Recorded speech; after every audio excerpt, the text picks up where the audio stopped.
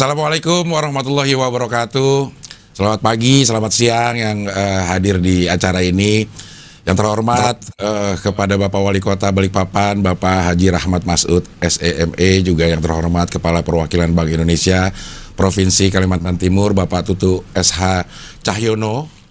Bapak Tutu ini SH-nya di tengah nih, sarjana hukum dulu baru jadi Cahyono kayaknya ya, Bapak Tutu SH Cahyono.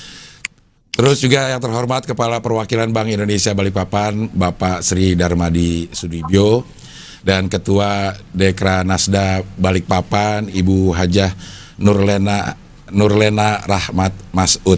Semoga semua dalam keadaan sehat walafiat, dan juga yang terhormat seluruh peserta acara ini.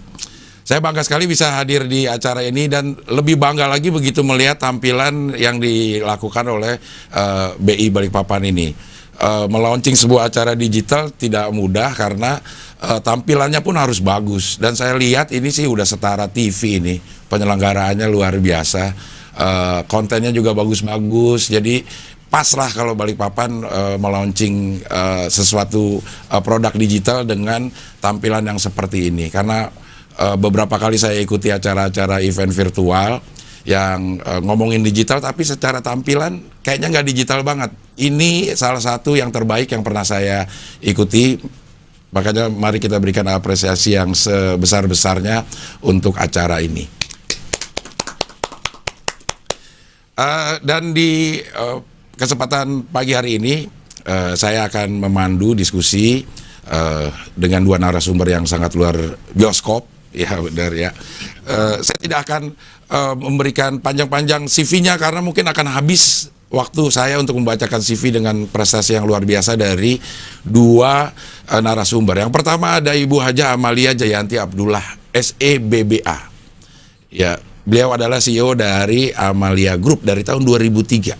Sekarang direktur dari PT Geber Ekspor Indonesia.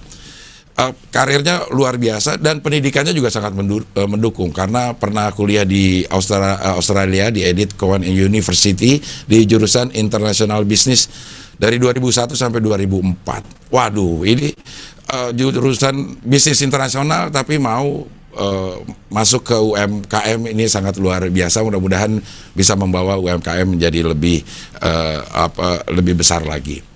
Dan sebelum saya persilakan Ibu Amalia untuk memberikan sharing pengetahuannya, saya juga ingin memperkenalkan satu lagi, Bapak Radityo Triatmojo. Ini Head of Public Policy Shopee Indonesia. Wow, udah ini nggak usah disebutin prestasinya lagi, udah Head of Public Policy Shopee Indonesia, ini pasti udah luar bioskop ya. Dan Shopee ini salah satu yang saya tahu, salah satu e-commerce yang memang sangat mendukung UMKM gitu. Hampir semua online shop UMKM yang ada itu pasti punya akun Shopee. Terima kasih Pak Radityo sudah hadir di sini. Nanti kita juga perlu informasi, berbagi pengetahuan buat kita semua. Dan mungkin sekarang bisa langsung saja Ibu Amalia. Nanti untuk peserta yang lain yang ingin bertanya, ada sesi tanya jawabnya. Saya persilakan dulu Ibu Amalia Abdullah untuk memberikan presentasinya selama 15 hari. Waduh, 15 menit aja. Silakan Ibu Amalia. Terima kasih. Ya.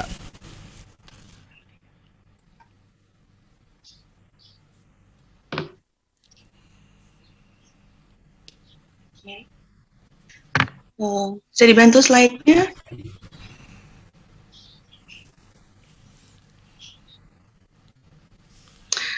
Oke, Assalamualaikum warahmatullahi wabarakatuh.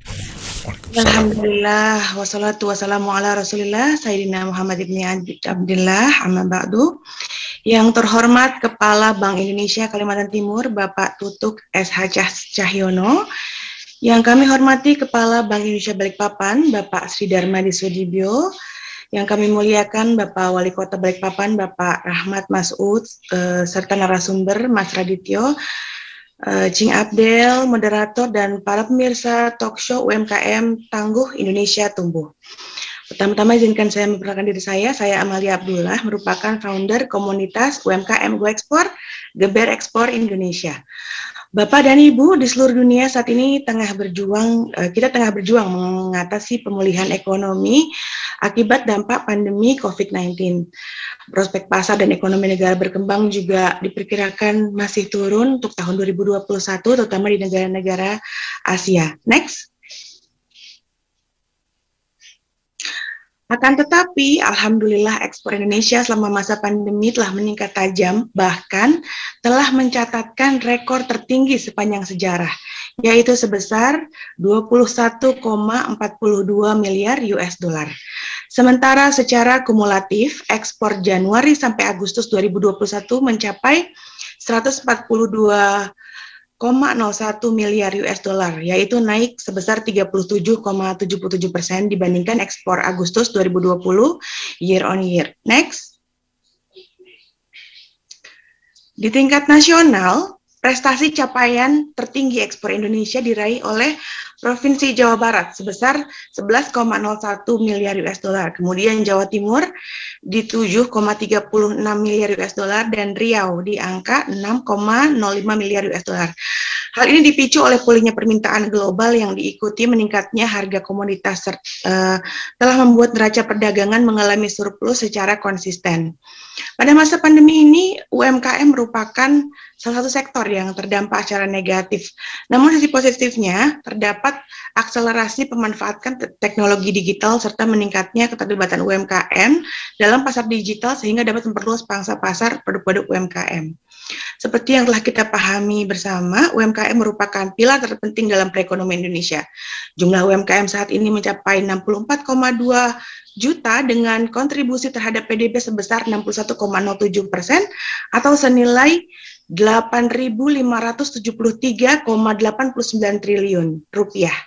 Kontribusi UMKM terhadap perekonomian Indonesia memiliki kemampuan menyerap 97% dari total tenaga kerja saat ini serta dapat menghimpun sampai 60,42% dari total investasi. Namun demikian, kemampuan ekspor UMKM masih sangat terbatas. Hanya sekitar 14,37% dari total ekspor serta pemanfaatan e-commerce juga masih rendah, yaitu sebesar 21%. Berdasarkan data eksportir tahun 2020, terdapat eksportir UMKM sebanyak 12.234 perusahaan atau 83,3% dari total eksportir dengan nilai ekspor sebesar 5,3 miliar US dollar. Secara umum, potensi UMKM didominasi oleh produk-produk seperti aksesoris, batik, kria, fashion, serta makanan dan minuman olahan. Next. Bahkan berdasarkan data Kementerian Perdagangan, dari 57.895.721 UMKM, hanya 15% produk usaha kecil menengah Indonesia yang sudah diekspor luar negeri. Dan 0,8 diantaranya masuk pasar Asia. Akan tetapi target UMKM di 2024 diharapkan naik 17%. Sebetulnya ini bukan target yang muluk-muluk karena produk UMKM sekarang kualitasnya sudah mendunia. Pengalaman pribadi saya, misalnya dulu pakai skincare asing, nah sekarang pakai produk lokal dan karena produk lokal mutunya sudah sangat bagus. Dan fashion juga begitu, sudah bisa sejajar bahkan melebihi kualitas produk impor, terutama untuk modus fashion. Itu artinya produk-produk UMKM kita sangat layak untuk diekspor. Jadi sebetulnya banyak pelaku UMKM Indonesia yang semangat untuk bisa ekspor ke luar negeri, tapi semangat itu tidak cukup karena disambut dengan keadaan yang ada hambatan-hambatan dan tantangan. Pelaku UMKM sering terbentur dengan masalah regulasi dan pemenuhan dokumen ekspor, belum lagi soal minimnya kemampuan produksi barang. Ekspor dalam jumlah sedikit tentu membutuhkan biaya dan tidak efisien. Maka pertama, tantangannya adalah standar produk yang tidak sesuai. Artinya bahan baku lokal kita kadang tidak dapat memenuhi standar kebutuhan pasar global. Kedua, belum optimalnya infrastruktur dan teknologi komunikasi dan informasi. Yang ketiga, adanya kendala efisiensi jasa logistik. Nah, tercatat di awal tahun 2021 adanya kelangkaan kontainer, yaitu adanya insiden tersangkutnya kapal Evergreen, sehingga ini mau tidak mau menyebabkan biaya pengiriman naik sehingga arus distribusi menjadi terhambat. Kemudian yang keempat, adanya tingginya hambatan tarif dan non-tarif, seperti kemasan yang tidak sesuai standar di negara tujuan, kemudian sertifikasi-sertifikasi produk yang diminta negara tujuan, seperti sertifikasi halal. Kemudian BPOM juga kadang memakan waktu, dan HACCP, yaitu standar produk, standar pabrik untuk produk itu mahal. Kemudian 5, tingginya upah, maka sulit bersaing dengan produk-produk negara lain seperti China dan Vietnam. Kemudian ada akses pembiayaan yang sulit. Misalnya anggota kami di Geber Ekspor Indonesia itu kebanyakan newbie dan kurang dari 2 tahun, sehingga membutuhkan kolateral. Akhirnya kita pakai angel investor kadang-kadang atau menego ke buyer agar menggunakan telegraphic transfer. Kemudian minimnya informasi tentang fasilitas pemerintah. Kemudian adanya minimnya juga akses pasar produk UMKM, serta kurangnya informasi tentang agregator ekspor. Next. Maka dalam catatan saya ada beberapa hal yang perlu dibenahi untuk meningkatkan daya saing UMKM di Indonesia. Yang pertama, meningkatkan produktivitas dan inovasi. Bila kita bicara tentang sumber daya manusia di Indonesia, sebenarnya kita tidak kalah ya dengan negara-negara yang lainnya. Kita juga punya sumber daya manusia yang dahsyat dalam jumlah. Namun yang kurang adalah sumber daya manusia yang terlatih. Kurangnya fasilitas pendukung menjadi kendala untuk mencapai SDM yang berpotensi. Kemudian belum maksimalnya penerapan teknologi dalam proses produksi, misalnya alat produksi yang digunakan masih tradisional. Hal ini dapat menghambat waktu produksi, juga biaya juga akan lebih mahal. Kemudian akses permodalan. Kendala utama yang ditemui oleh semua pengusaha, termasuk pelaku usaha pada sektor kecil menengah, adalah pendanaan usaha. Pemerintah sebetulnya sudah banyak memberikan kemudahan melalui formulasi KUR. Langkah ini dinilai cukup efisien, tapi sayang banyak penyaluran modal yang tidak tepat sasaran dan seleksinya juga dipersulit, sehingga mau tidak mau banyak yang menyikapinya dengan cara menekan biaya produksi seminimal mungkin, bahan baku kemudian juga jadi tidak sesuai, sehingga kemungkinan besar akan sulit memasuki permintaan pasar global. Kemudian yang ketiga, memberikan kemudahan izin usaha. Pemerintah juga banyak mempermudah perizinan UMKM dengan memberikan pembebasan biaya dan pembebasan pajak tahun pertama. Kemudian juga adanya sistem layanan terpadu OSS, juga mempermudah perizinan usaha dan ekspor. Kemudian yang keempat adalah mencari informasi mengenai agregator ekspor dan fasilitasi pemerintah. Adanya agregator ekspor dan trading house ke negara tujuan ekspor sangat penting untuk menangani produk UMKM orientasi ekspor secara terintegrasi dengan warehouse dan fulfillment center, sekaligus untuk mendistribusikan produk di wilayah lokal negara tujuan ekspor. Agregator ekspor ini biasanya merupakan perusahaan yang menawarkan jasa, di mana beberapa eksportir bisa melakukan pengiriman secara kolektif di negara tujuan yang sama. Agregator ekspor akan mengumpulkan produk dari beberapa produsen dan dikirim bersama-sama ke negara tujuan. Nantinya produk akan disimpan di gudang dan kemudian didistribusikan ke pasar lokal negara tujuan ekspor. Selain itu juga memanfaatkan kehadiran ITPC. Saat ini tersebar ITPC, yaitu perwakilan dagang, di 16 kota di seluruh dunia. ITPC ini dapat mempromosikan produk kita, kemudian kita juga bisa berkonsultasi mengenai peluang pasar dan regulasi dan strategi yang untuk menembus pasar di negara tersebut. Yang kelima, manajemen bisnis, yaitu diperlukannya orang-orang yang memiliki kapabilitas yang tepat di bidang masing-masing di tim perusahaan kita, misalnya dari branding hingga pemasaran, penjualan, dan produksi. Untuk itu pelaku usaha perlu mengetahui manajemen bisnis yang efisien dan efektif, right person, istilahnya right person in the right place. Yang keenam adalah memperbaiki mental pengusaha. Nah, faktor yang menghambat UMKM tembus ke pasar global karena tidak kurangnya rasa percaya diri pelaku usaha untuk memasarkan produk mereka karena kurangnya product knowledge. Padahal ini adalah modal utama yang harus dimiliki UMKM agar bisa masuk ke pasar yang lebih luas. Untuk itu, mungkin UMKM sedikit yang terjun ke pasar global.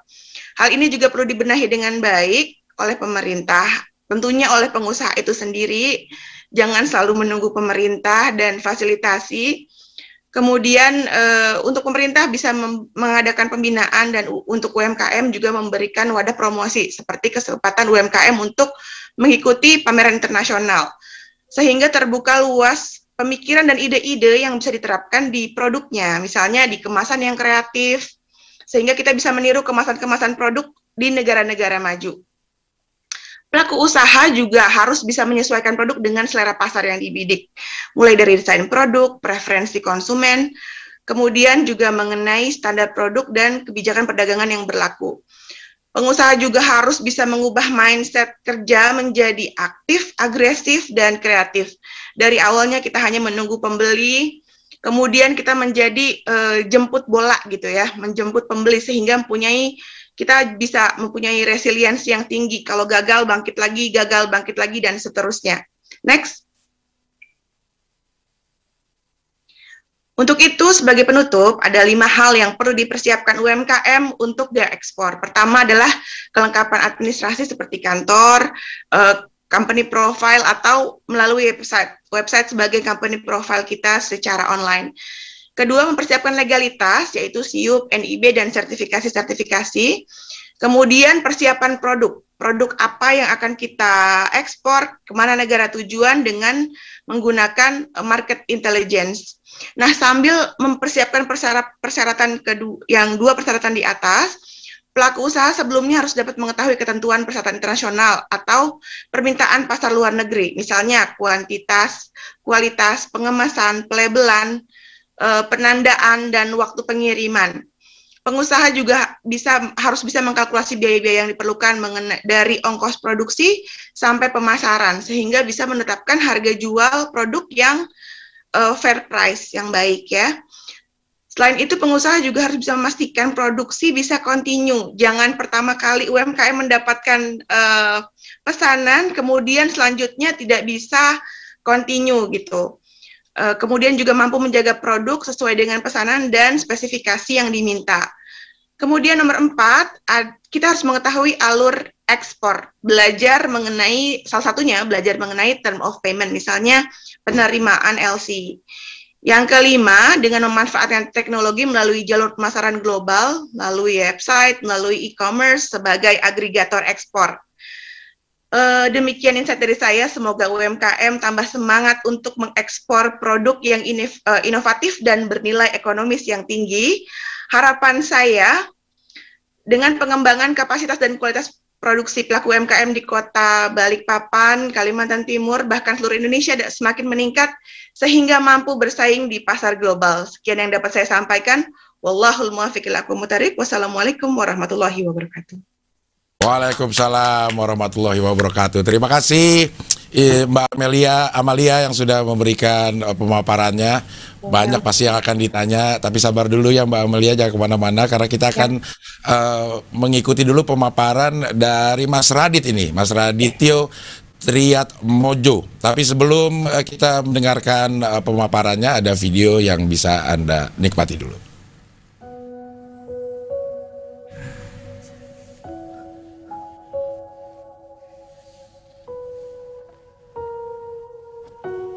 Nenek moyangku seorang pelaut, gemar mengarung luas samudra, menerjang ombak, tiada takut, menempuh badai, sudah biasa.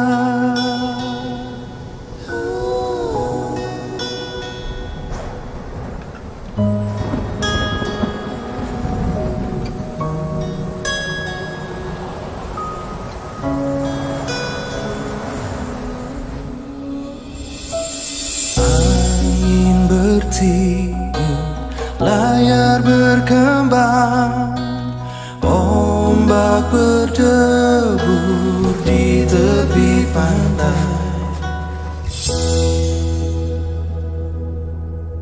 Pemuda berani bangkit sekarang, ke laut kita beramai-ramai.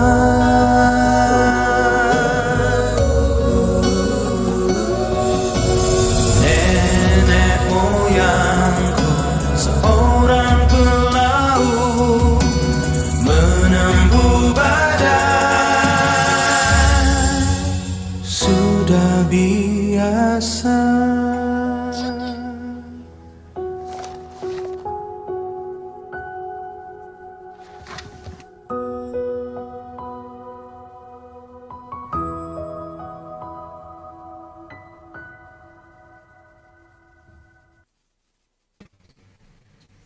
Baik, terima kasih. Assalamualaikum warahmatullahi wabarakatuh. Selamat pagi Bapak Ibu sekalian.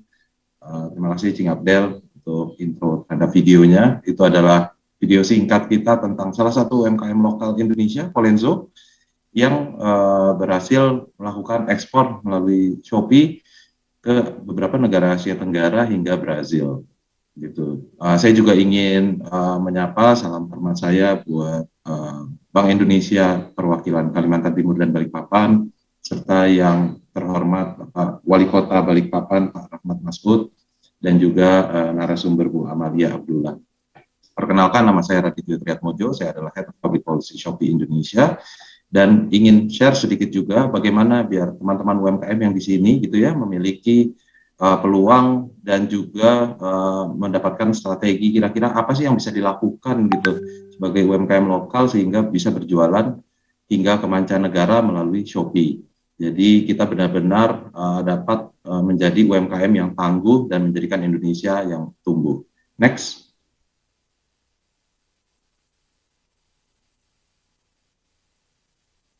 Baik, mungkin saya bisa share sedikit mengenai landscape e-commerce di Indonesia selama pandemi terutama ya. Jadi di Indonesia sendiri sejak tahun 2020, utamanya bulan Maret, di mana itu pertama kali diumumkan adanya masuk pandemi COVID-19 ke Indonesia, ini tentunya menjadi satu tantangan sendiri bagi semua masyarakat, tapi kita tahu setiap ada tantangan tentunya juga ada peluang gitu. Jadi ternyata peluang itu ada di dunia digital gitu ya. Nah, dari sini kita bisa melihat 70% pendapatan pengusaha lokal beroperasi offline itu turun saat pandemi COVID-19. Jadi pelaku usaha pun banyak yang merambah e-commerce untuk menjangkau konsumen hingga menembus pasar ekspor. Dan 72% pengusaha lokal dapat memperluas jaringan pasar setelah beralih ke online. Lalu kemudian 65% pengusaha lokal mendapatkan kemudahan berinteraksi dengan pelanggan lewat platform online. 70% pengusaha lokal menilai platform online itu praktis, dan juga 69% pengusaha lokal tertarik berjualan online. Nah, ini merupakan hasil dari kata data Insight Center. Jadi ini survei yang dilakukan kepada teman-teman pengusaha lokal. Next-nya. Nah, bagaimana Shopee memberikan solusi gitu ya buat teman-teman UMKM dalam melakukan digitalisasi? Next. Jadi saat ini masih banyak pengusaha lokal yang menghadapi kendala saat berjualan online, misalnya keterbatasan sumber informasi bagaimana cara berjualan atau memulainya di e-commerce gitu ya. Kemudian dukungan logistik dan operasional yang kurang memadai mungkin di areanya. Kemudian kurangnya akses ke pendanaan, tadi juga sempat disinggung oleh Bu Amalia bagaimana adanya pendanaan gitu ya. Dan juga pemasaran secara digital yang belum cukup gitu. Karena sekarang ini memang iklan itu lebih banyak dan lebih efektif secara digital ataupun mobile. Next. Nah, mungkin saya share sedikit untuk Shopee di Indonesia. Saat ini kita punya lebih dari 5 juta penjual aktif sepanjang kuartal 1 2021. Penjual aktif itu artinya mereka yang membuka toko di Shopee, kemudian memang berjualan secara secara giat gitu ya. dan tidak hanya mendaftar aja gitu, tapi benar-benar memaintain tokonya, kemudian proses pesanan dan lain sebagainya. Dan kita sudah menjangkau seluruh 514 kota dan kabupaten di Indonesia. Kami juga memiliki berbagai fitur sosial dan engagement untuk UMKM dan pembeli Indonesia seperti follow, chat, feed, live stream, dan permainan seperti Shopee Tangkap, Shopee Goyang, dan lain sebagainya. Hal ini juga kita buat karena kita melihat bagaimana para pengusaha di Indonesia maupun masyarakat Indonesia itu memang lebih nyaman ketika mereka membrowsing dengan behavior seperti sosial media. Makanya kami munculkan seperti follow, feed gitu ya. Dan juga sudah mulai terbiasa dengan live streaming. Jadi kita sediakan juga sehingga buat teman-teman UMKM itu dapat melakukan engagement yang lebih baik di dalam Shopee-nya untuk para calon pembeli. Next. Ya, jadi kami menawarkan solusi dari hulu ke hilir yang meliputi 5 hal berikut. Pertama, edukasi yang berkesinambungan. Artinya edukasi ini kita berikan tidak hanya kelas dan selesai gitu ya, tapi kita benar-benar mendampingi. Kita buatkan misalnya setelah kelas masih ada WhatsApp grupnya karena mungkin ada tanya jawab waktu di kelas mungkin waktunya terbatas atau belum menemui kendala ketika mulai berjualan, namun ketika setelah kelas mulai berjualan ada kendala 1-2 hal, itu dapat dilakukan tanya jawabnya di media yang lain bersama mentor kita. Kemudian kita juga melakukan penyaluran pendanaan untuk memulai dan mengembangkan bisnis gitu, karena di kami ada fitur yang langsung untuk permohonan terhadap modal usaha gitu. Kita bekerja sama juga dengan mitra-mitra yang memang sudah terpercaya dan sudah terdaftar di OJK. Kemudian kita juga memberikan pemasaran online di Shopee, jadi tidak hanya di sosial media lainnya, di dalam Shopee-nya sendiri pun itu ada fitur-fitur pemasaran online sehingga lebih mudah, satu pintu di dalam dashboard Shopee untuk para teman-teman pengusaha lokal untuk mengoptimalisasi penjualannya. Gitu. Kemudian ada sistem inventory dan logistik yang terintegrasi. Ini tentunya memudahkan teman-teman untuk melakukan pengiriman barang maupun juga untuk memonitor gitu. Jadi ketika terjadi transaksi itu akan diberikan satu semacam tracking gitu ya untuk memonitor barangnya itu benar-benar sampai ke tangan pembeli dan juga itu sampai dengan sesuai dengan pesanan. Dan yang terakhir tentunya dukungan program ekspor Shopee. Nanti saya akan share lebih mendalam untuk ini. Next. Ya, ini ada beberapa kategori produk juga yang kita kita lihat gitu ya, yang cukup menarik dari Balikpapan, dan ini memang produk-produk yang cukup laku gitu. Jadi kategori pertama itu makanan dan minuman seperti amplang gitu ya, kuku macan dan lain sebagainya. Ini produk-produk yang laku dari Balikpapan itu di Shopee dari pembeli di seluruh Indonesia, bahkan di beberapa negara lainnya juga amplang itu cukup populer gitu, misalnya di Singapura dan Malaysia. Kemudian ada produk kecantikan yang sudah terlisensi BPOM, ini juga cukup laku dari Balikpapan. Kemudian ada produk perlengkapan rumah seperti semacam pupuk gitu ya buat para penghobi tanaman, itu juga cukup laku. Dan tentunya produk etnik dengan corak-corak Kalimantan Timur gitu. Nah, ini bisa dari tas, kemudian dari pakaian, tadi juga beberapa orang dan juga host tadi juga pakai gitu ya, ada di fashion show-nya terlihat. Nah, itu memang cukup laku juga di kami gitu. Jadi ini bisa memberikan ide dan juga confidence buat teman-teman pengusaha lokal Balikpapan seperti apa sih produknya yang kira-kira laku di Shopee. Next.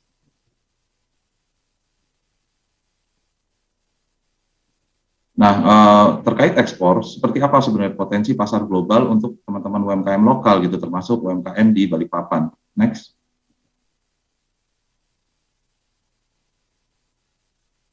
Jadi potensi pasar global untuk UMKM itu kurang lebih ada 500 miliar dana dukungan yang disiapkan oleh pemerintah untuk mendukung UMKM yang berorientasi ekspor melalui LPII ataupun Exim Bank gitu ya. Jadi ini dapat dimanfaatkan oleh teman-teman dari sisi bantuan pemerintah. Dari sisi Shopee-nya sendiri seperti apa sih ekspor gitu kan? Saya dari tadi bilang, oh ini ada ekspor Shopee, kemudian ada program berjualan dari lokal ke global gitu. Di kita saat ini sudah ada kurang lebih 180.000 UMKM lokal yang berjualan di berbagai negara di tempat Shopee berada. Dan juga kita targetkan itu bersama pemerintah sekitar 500.000 eksportir baru hingga tahun 2030, dan juga ada sekitar 50.000 produk gitu ya. Ada 50.000 produk terjual setiap harinya di aplikasi Shopee gitu untuk pasar global. Jadi ini merupakan potensi yang sangat besar dan akan terus bertumbuh nanti ke depannya, sehingga Bapak Ibu sekalian yang melakukan usaha lokal itu dapat memanfaatkan opportunity ini gitu. Next.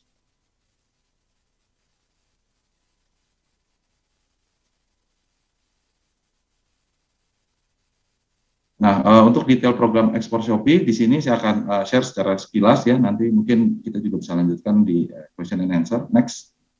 Jadi kami mendukung pengusaha lokal go global. Di tahun 2019 kita mulai meluncurkannya.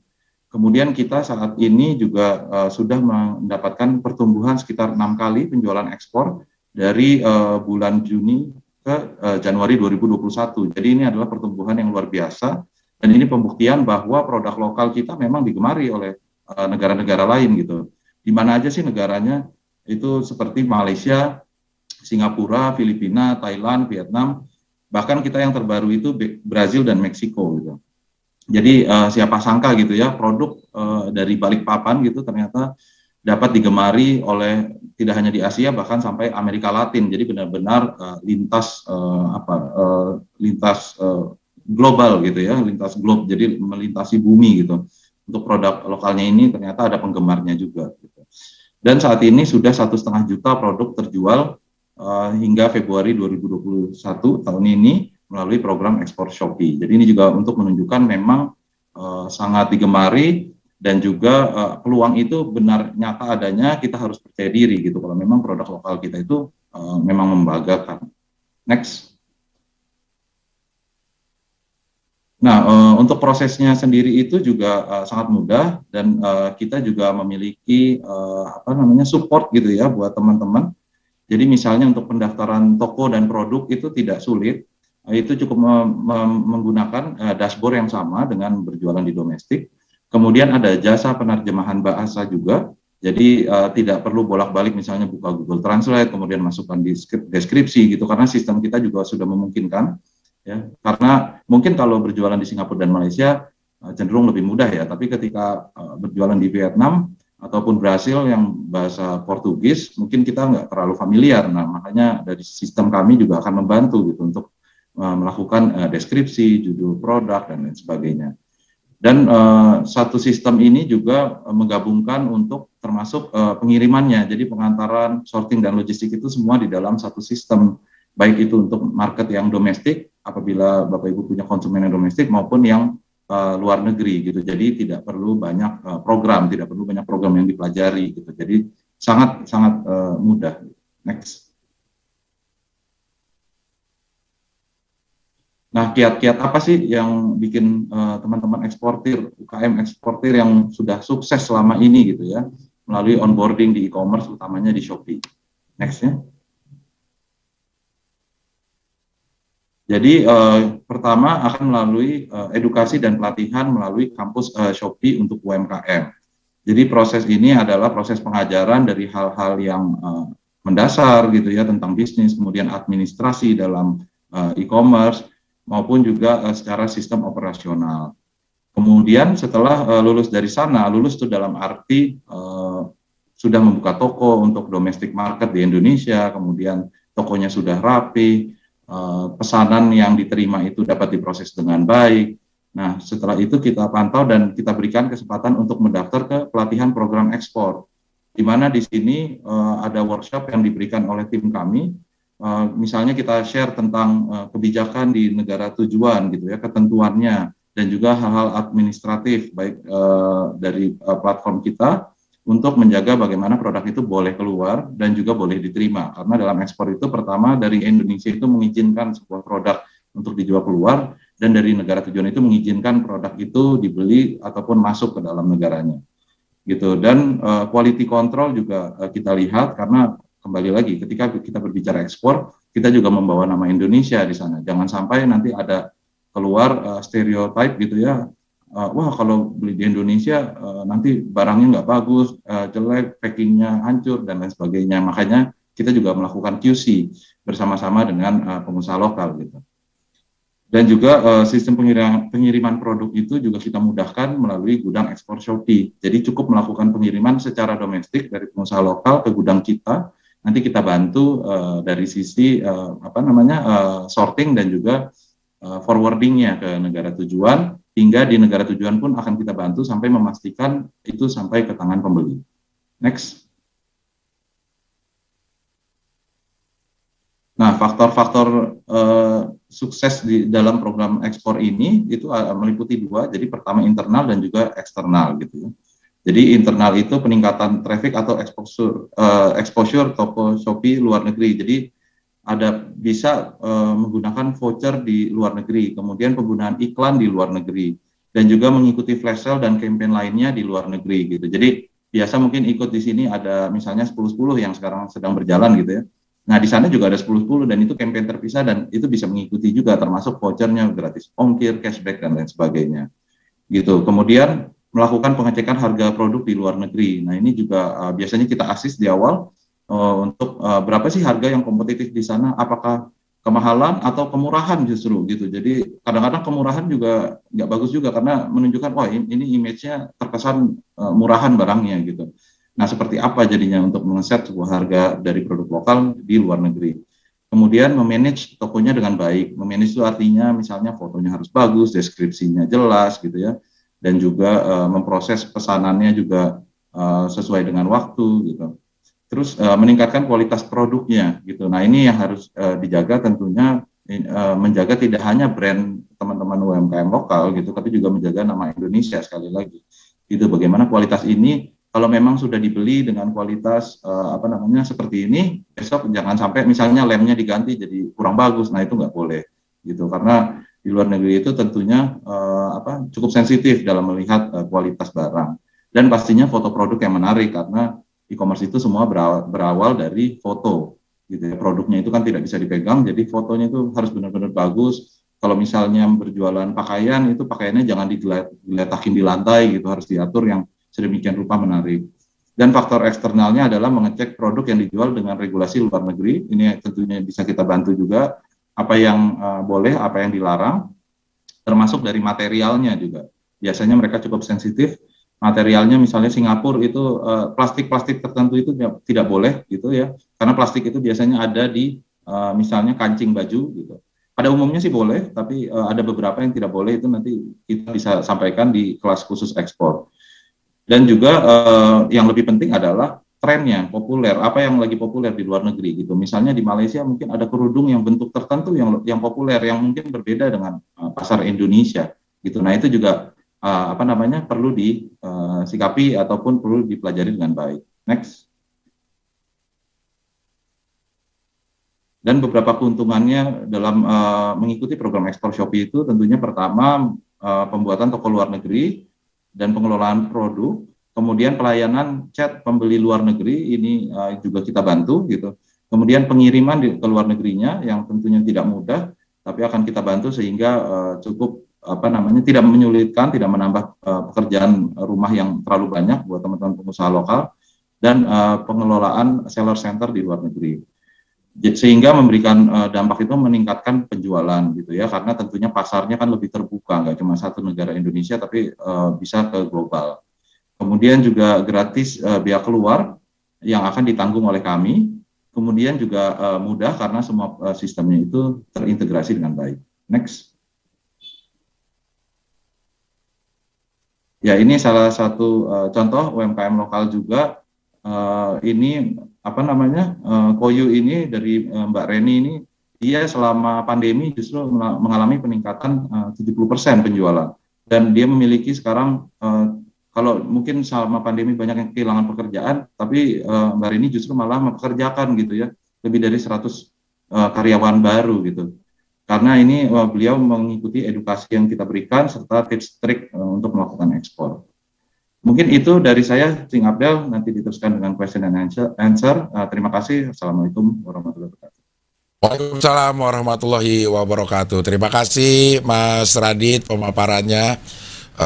insight yang baru buat kita juga mungkin, dan langsung menjawab pertanyaan-pertanyaan yang mungkin ada di benak para peserta ya. Tapi sebelum saya memberikan kesempatan kepada para peserta yang ingin bertanya, saya mempersilakan dulu Ibu Hajah Nurlena Rahmat Masud, Ketua Dekra Nasda Balikpapan untuk bertanya. Silakan Bu Haji. Ya, terima kasih Mas Abdel, moderator.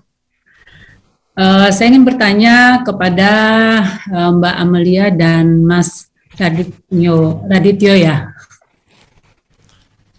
Bagaimana menurut kedua narasumber strategi dan tahapan untuk mengangkat karya lokal baik secara digital maupun ekspor dan bersaing global di tengah-tengah produk yang lain yang lebih murah, misalnya produk Cina dan lainnya. Yang kedua, kira-kira kerajinan Kaltim ini apakah cocok untuk diekspor atau kerjasama bisnis dengan negara mana saja? Yang ketiga, bagaimana menurut kedua narasumber seharusnya bentuk sinergi dan kolaborasi di daerah untuk menjadi masukan Dekranasda dan pemerintah daerah, sehingga kerajinan Kaltim mampu bersaing di kancah global. Terima kasih. Pertanyaannya, silakan Mbak Amalia, Mas Radit, silakan. Mungkin Mbak Amalia dulu bisa menjawab pertanyaannya. Ya. Assalamualaikum, Ibu Ketua Dekranasda, Ibu Hajah Nurlena Rahmat Masud. Terima kasih atas pertanyaannya. Salah satu strateginya produk UMKM harus mengarah ke custom product, yaitu produk disesuaikan dan dirancang untuk promosi merek dan produk yang dipersonalisasikan. Kemudian ciri dari produk custom ini adalah unik, jarang yang sama, karena lebih personal, maka tidak perlu bersaing dengan banting-bantingan harga dengan produk massal dari pabrik. Juga produk ini akan lebih berkualitas yang bisa disesuaikan dengan kemampuan pembeli. Kemudian strategi lain menurut saya, kita harus memetakan kira-kira negara mana yang akan membeli produk kita. Menurut saya, dari segi inovasi produk dan kreativitas, saya sempat lihat produk dari Dekranasda Balikpapan ini sudah sangat bagus. Sehingga jika kita sudah mempunyai added value dari segi kreativitas, tentunya pasar untuk produk kita tidak perlu lagi bersaing dengan Cina, karena produk UMKM kita di sektor industri kreatif, kita juga mencari pasar yang menilai produk-produk tersebut dengan harga tinggi, misalnya seperti pasar-pasar Eropa, di Eropa Barat dan Amerika. Kemudian tahapan berikutnya setelah ini adalah kita mencari agregator ekspor yang sesuai dengan pangsa pasar produk kita. Insya Allah dengan kreativitas dan mutu yang baik dari produk kita, maka secara otomatis produk kita akan sudah terupgrade dan mempunyai pangsa pasar di atas produk negara lain, misalnya seperti produk Vietnam dan Cina yang notabene-nya massal, sehingga tidak perlu bersaing sekali lagi secara harga. Kemudian menjawab pertanyaan nomor 3, kendala UMKM yang dihadapi di masa pandemi atau sebelum pandemi masih sama ya Bu, terkait pembiayaan atau permodalan. Maka menurut opini saya, sebaiknya Dekranasda bisa melakukan pembinaan dan kurasi produk, juga membantu UMKM untuk eligible untuk mendapatkan KUR gitu. Kemudian juga melalui pendampingan digitalisasi serta pendampingan secara offline, itu juga bisa membantu secara efektif untuk menaikkelaskan mereka.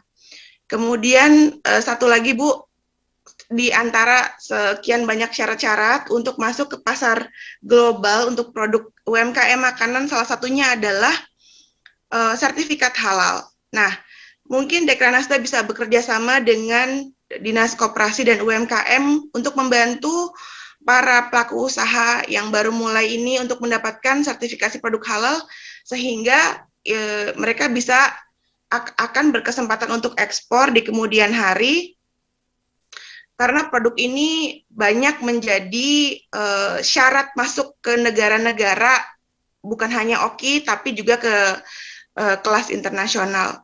Kemudian juga banyak membuat kelas-kelas ekspor mengenai standar produk yang masuk ke pasar global, manajemen bisnis, dan transaksi digital.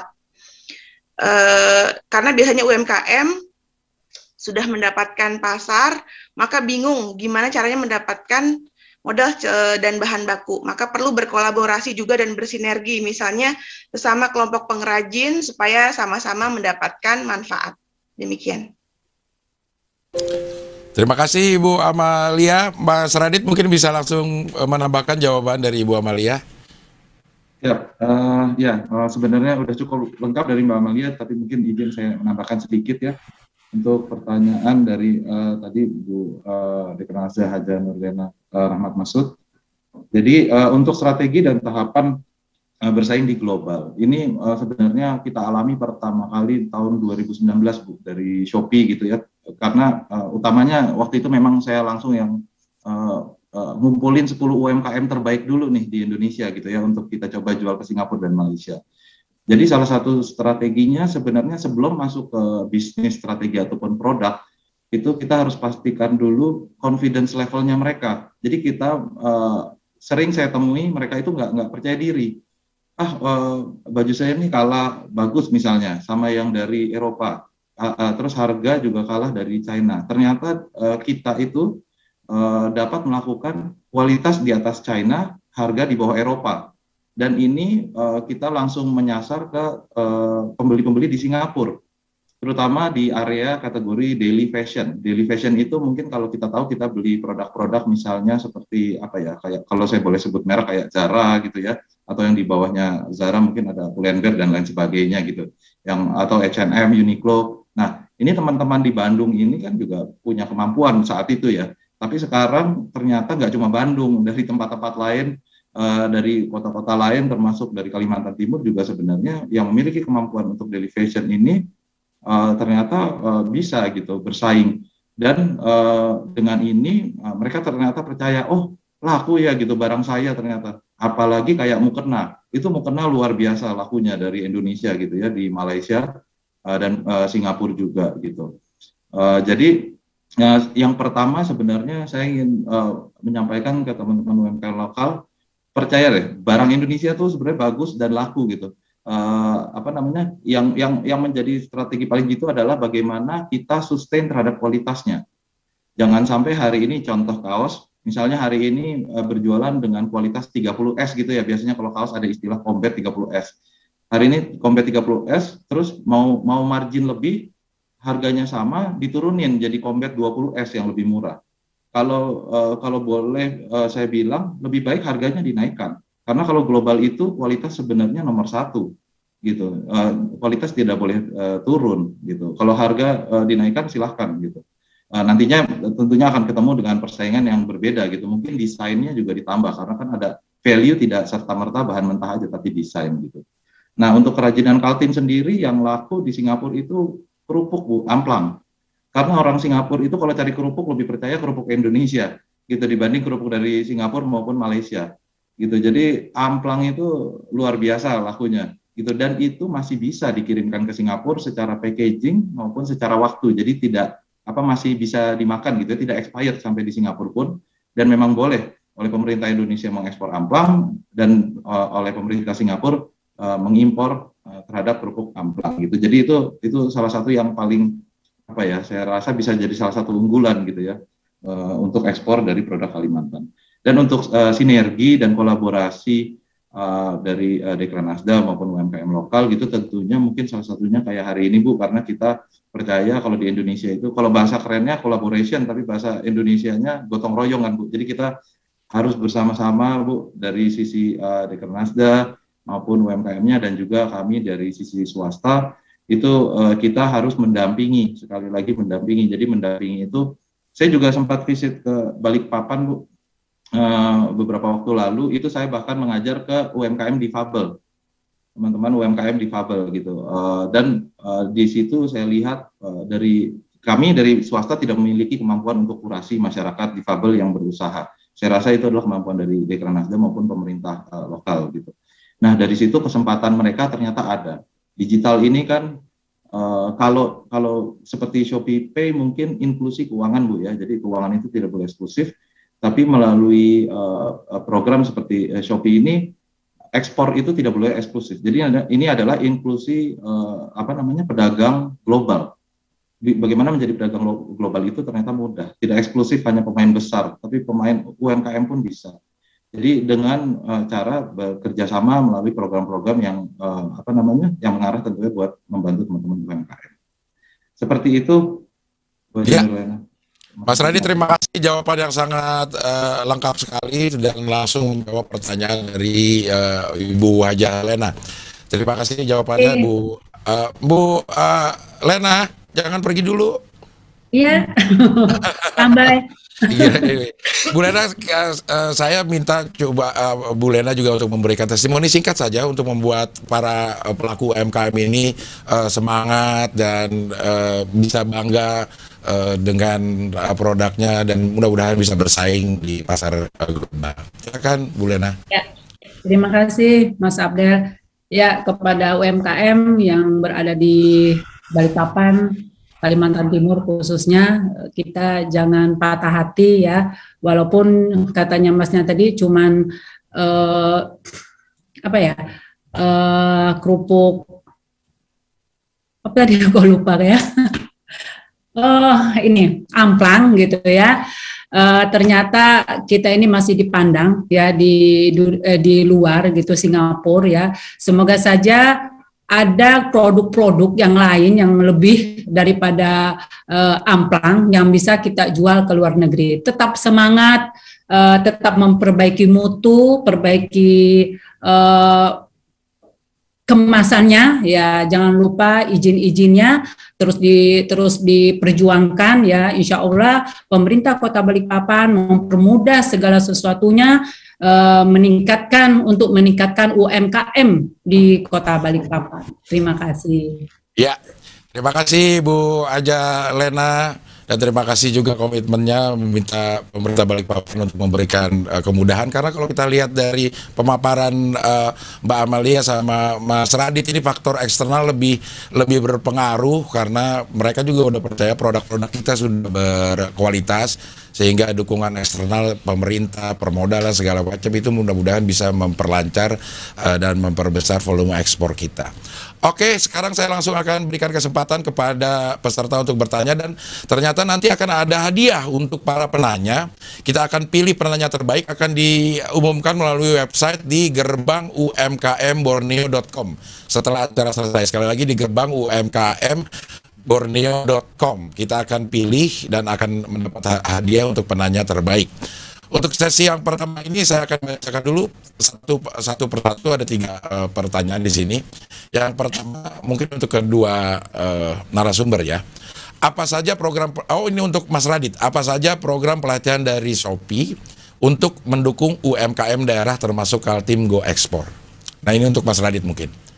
Program pelatihannya Mas. Siap, langsung dijawab ya, Cingan. Iya, silakan. Oke, jadi untuk program pelatihannya terutama untuk daerah Kaltim gitu ya.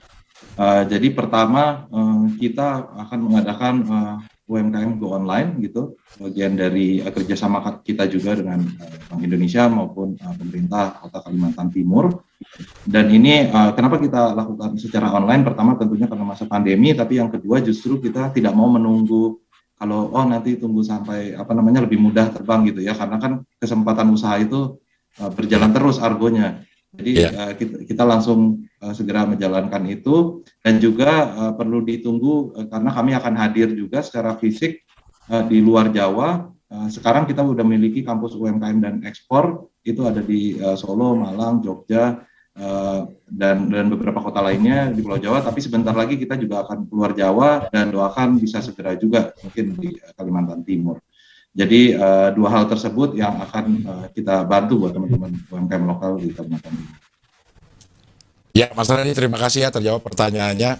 Ini tidak bisa saya sebutkan namanya, tapi saya yakin Balikpapan ya, Kaltim terutama Balikpapan ini paling siap lah untuk masalah-masalah digital ini. Terbukti nih, kalau saya sih cuma lihat dari penyelenggaraan ini ya, kayaknya ini yang paling siap digital di antara beberapa event yang saya ikutin. Jadi kayaknya panitia ini luar bioskop lah untuk acara ini. Iya, iya, iya. Jadi mungkin bisa dipakai terus ini panitianya. Kemudian, tapi intinya saya lagi ya. Untuk Ibu Amalia, bisa diberikan contoh nggak Bu Amalia untuk kualitas dan kualifikasi produk kuliner layak ekspor katanya. Oke. Kualitas dan kualifikasi. Untuk produk kuliner biasanya pertama harus lulus BPOM. Itu mandatory ya. Artinya itu wajib. Kemudian juga sertifikasi halal. Nah, sertifikasi halal ini penting yang tadi saya sebutkan, bukan cuma untuk negara oki, tapi ke seluruh dunia. Karena dengan kita membawa dan melabeli produk Indonesia dengan sertifikasi halal, tentunya kita akan menaikkan nilai ekspor produk halal kita ke seluruh dunia. Itu jawabannya. Iya, baik. Terima kasih Mbak Amalia. Ini memang kualifikasi dan sertifikasi halal, apalagi kalau produk makanan ya, banyak orang ngelihat itu ya dulu, atau produk-produk yang berhubungan dengan bahan-bahan yang dikonsumsi. Mudah-mudahan ini juga menjadi masukan buat pemerintah untuk mempermudah, mempersingkat alur-alur birokrasi yang harus dijalani untuk UMKM mendapatkan sertifikasi halal kah atau yang lainnya. Ya. Berikutnya ada lagi pertanyaan ini untuk kedua narasumber. Hambatan dan solusi sehingga UMKM daerah bisa go digital dan go ekspor. Mungkin Mas Radit bisa lebih dahulu menjawab hambatan dan solusinya. Ya, terima kasih Jibril. Jadi untuk hambatan dan solusinya, pertama hambatan. Hambatan itu memang salah satunya adalah untuk pengiriman ya. Pengiriman perlu diakui di Indonesia itu tidak mudah gitu ya, untuk UMKM lokal bisa pertama melakukan forwarding ataupun administrasi ekspor gitu. Jadi dari situ juga kita lihat biayanya juga gitu. Biayanya juga tidak kompetitif. Artinya gini, ketika kita berjualan mungkin baju gitu ya, misalnya baju etnik dengan corak Kalimantan. Kita jual sekitar mungkin 100.000 atau mungkin 500.000 lah katakan. Tapi ngirimnya sendiri itu kalau kita kirim sendiri bisa 20%-nya sampai 30%-nya untuk ongkos kirimnya gitu. Nah, untuk memberikan solusi terhadap hambatan tersebut, kita makanya membuat jalur di mana kita mengoptimalisasi gudang Shopee, kemudian juga kita atur sortingnya seperti semacam berbagi biaya gitu dengan penjual lainnya. Jadi harga yang tadinya mungkin 20% itu bisa menjadi 2-5% aja gitu, sehingga harganya nanti sampai di negara tujuan itu menjadi kompetitif. Itu mungkin salah satu yang saya rasa menjadi key issue di Indonesia ya, yang sekarang saat ini kita berhasil untuk menguraikan masalah terhadap sistem dan juga nilai harga dari pengiriman logistik luar negeri. Seperti itu. Terima kasih Mas Radit. Mbak Amalia mungkin bisa menambahkan hambatan dan solusinya UMKM untuk go internasional atau go ekspor. Ya, hambatannya dari segi produk, menurut saya produk UMKM kurang bisa menyesuaikan dengan selera pasar di luar. Untuk itu perlu UMKM perlu mengadakan market intelligence, misalnya dengan menghubungi perwakilan dagang atau ITPC Indonesia di luar negeri. Kemudian juga mencari informasi, rajin-rajin menggali informasi melalui website-website tentang apakah produk kita akan diterima di negara yang kita tuju. Misalnya di Saudi Arabia rata-rata, misalnya kita adalah produsen sambal. Apa kita ingin mengekspor ke negara Saudi Arabia? Apakah mereka bisa menerima apa enggak, apakah orang Saudi itu suka sambal atau enggak, atau misalnya mereka suka tapi levelnya yang seperti apa. Nah itu kita perlu mengadakan market intelligence mengenai itu gitu. Jadi itu solusinya kita bisa terus-terusan menggali informasi mengenai kebiasaan dan preferensi produk konsumen di negara tujuan ekspor. Ya, terima kasih Ibu Amalia atas jawabannya. Saya juga mengusulkan supaya UMKM bisa bersaing ke global. Di acara-acara yang seperti ini sering dilakukan seminggu sekali lah. Dilakukan, moderatornya saya lagi gitu. Itu meningkatkan perekonomian saya juga jadinya. Oke, waktunya sudah tidak cukup lagi. Ternyata sangat padat banget ini kita ngobrol ringan tapi banyak isinya. Dan saya minta sedikit saja waktu dari Bu Amalia dan Mas Radit untuk memberikan closing statement untuk acara ini. Silakan Bu Amalia. Ya, kepada teman-teman pelaku usaha UMKM, jangan berkecil hati. Insya Allah produknya akan diterima di pasar global jika kita memenuhi kualitas, kuantitas, dan preferensi produk serta selera pasar global. Kemudian kita juga harus yakin bahwa memang secara produksi produk kita misalnya handmade gitu, tapi tentunya ada pasar-pasar global yang pasti akan menerima produk kita dan mengapresiasi kerja kita. Kemudian juga untuk teman-teman di Kalimantan, kita harus bangga untuk menggunakan produk-produk domestik karena sebetulnya produknya sudah bagus. Dan kita harus meyakini itu gitu. Jadi sebetulnya dari kita sendiri, dari mental kita yang harus percaya diri untuk membeli dan menggunakan produk lokal. Ya, terima kasih Ibu Amalia. Mas Radit, silakan. Baik, terima kasih.